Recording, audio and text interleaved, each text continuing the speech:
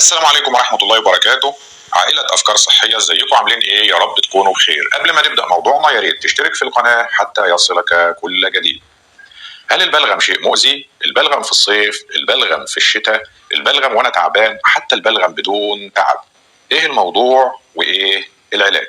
يلا نشوف. البلغم بيحدد نوع المشكلة. البلغم الأبيض أو الشفاف ده معناه إن الدنيا تمام ومفيش أي مشاكل صحية. أما البلغم الأصفر أو الأخضر يدل على الالتهاب الميكروبي سواء فيروسي أو بكتيري، وطبعا ممكن يسبب العدوى. البلغم البني أو الأسود أو الأحمر بيقول إن فيه دم وإن فيه مشكلة ممكن تكون خطيرة ويحتاج للفحص والتدخل الطبي وعلاج البلغم من الطبيعة.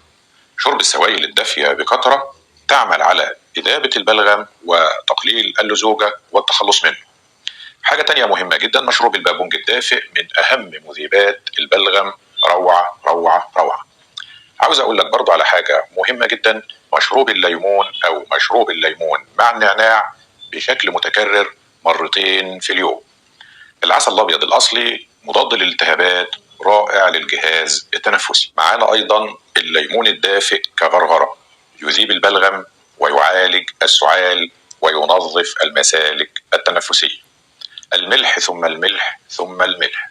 غرغرة بماء الملح من أفضل منظفات ومطهرات الحلق اللي بتنفع في إذابة البلغم وعلاج السعال والتهاب الحلق.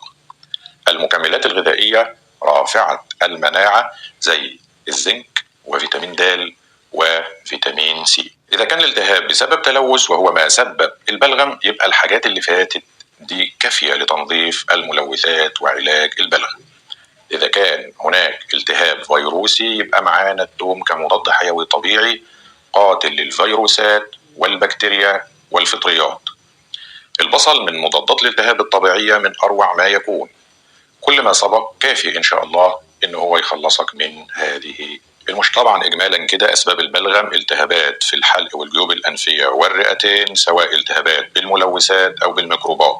طبعا لا ننسى التدخين من الأسباب أيضا المهمة جدا ارتجاع المريء. وفي النهاية لا تنسى الاشتراك في عائلة أفكار صحية عشان يوصلك كل فكرة صحية جديدة مفيدة إن شاء الله. شكرا لطيب المشاهدة، والسلام عليكم ورحمة الله وبركاته.